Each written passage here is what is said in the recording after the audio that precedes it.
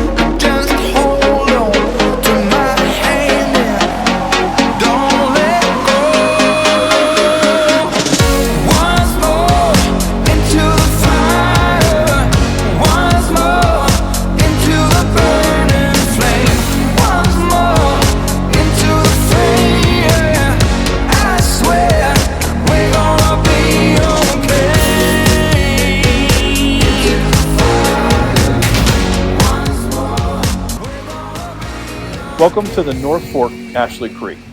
This is a creek that's about 10,000 feet up. It is spring fed, and it also is fed by snow melt.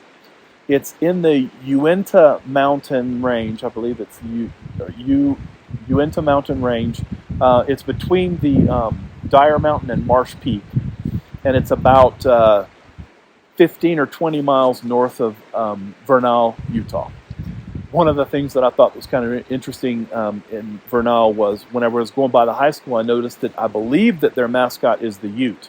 And of course, the first thing came to my mind was the movie My Cousin Vinny, whenever he was referencing the two Utes. And the judge asked him, "To what did you say Ute?" And Vinny corrected himself by saying, "Oh, I'm sorry, Your Honor, it's two youths."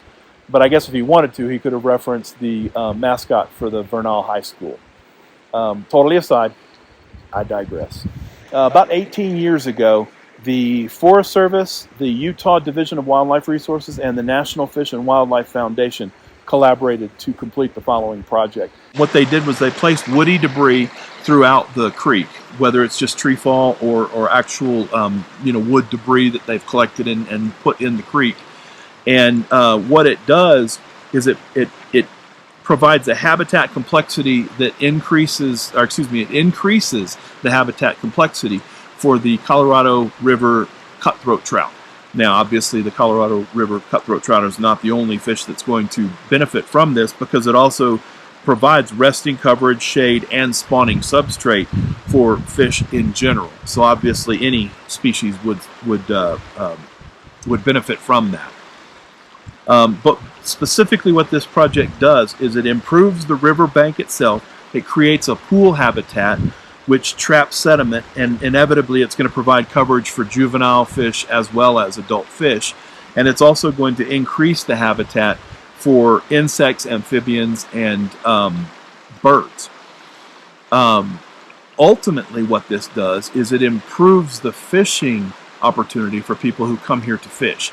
And this is an area where there's a relatively large number of fishermen that come through. They don't necessarily camp here, but this is a campground as well. So specifically, they wanted to improve the fishing opportunity for people who come here to camp. Personally, I'm a deep sea fisherman at heart, or pier fishing, ocean fishing, if you will. Or when I was a kid, we would set up trot lines for catfish. But what this place has done is it's actually inspired me to look into a little bit more of the material or the equipment that I would need to fly fish, as well as the space that it would take up. And if it's not something that seems too obtrusive, then it's certainly something that I would consider whenever I find myself in areas similar to this.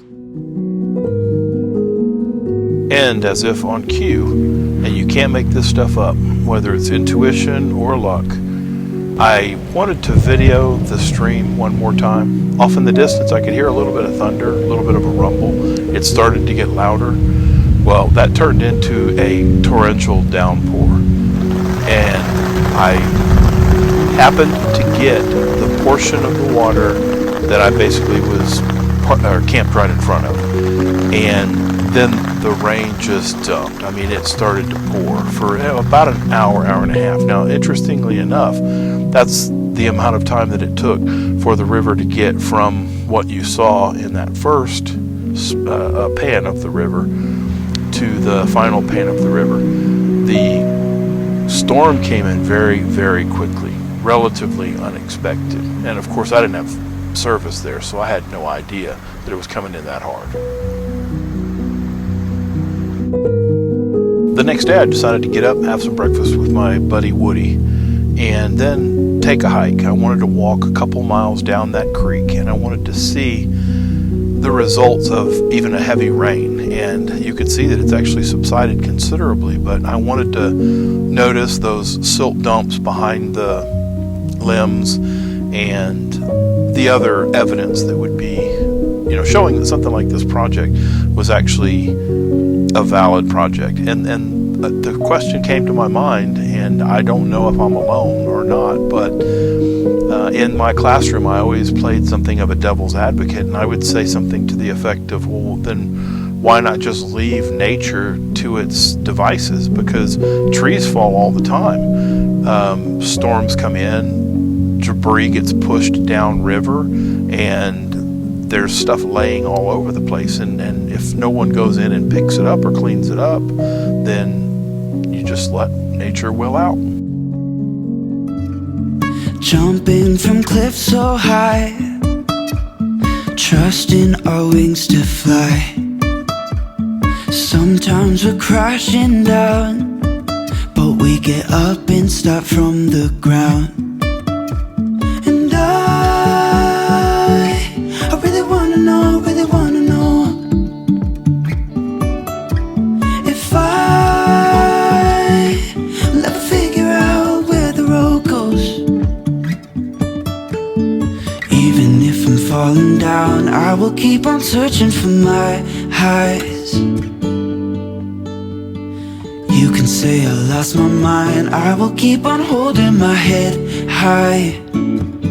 Even if the sky is falling down, even if the sky is falling down, yeah.